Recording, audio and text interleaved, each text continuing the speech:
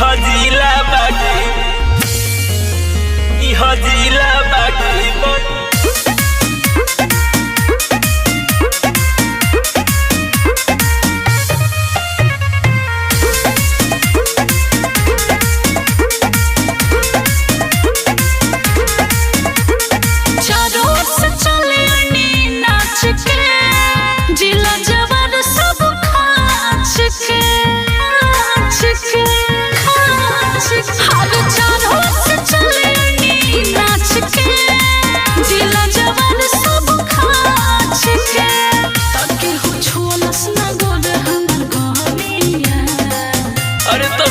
इहा चलेला दुई नलिया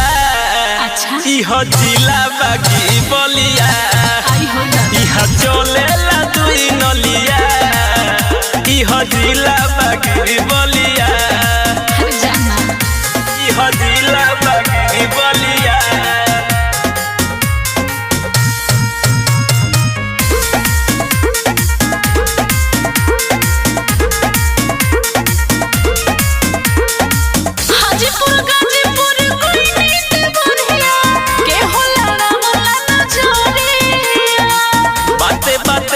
इहा चलेला गोली मरद होखेले बहु बलिया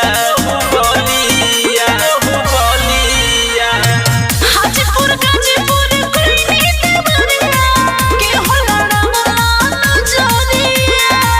बाते बाते पर इहा चलेला गोली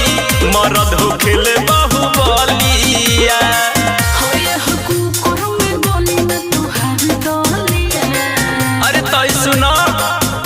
इहा चलेला दुई नलिया इहा जिला बागी बलिया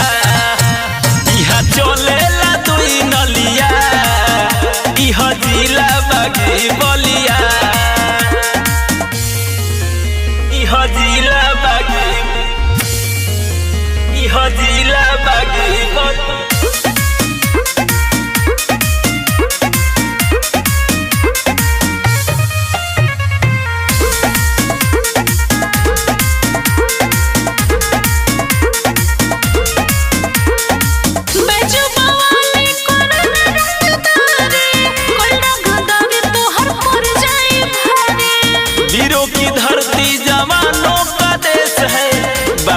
बलिया उत्तर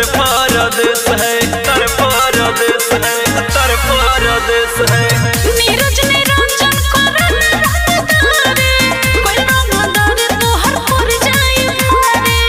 वीरों की धरती जवानों का देश है बागी बलिया उत्तर प्रदेश है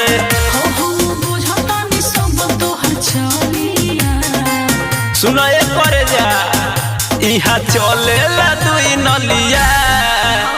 इहा जिला बागी बलिया इहा चलेला दुई नलिया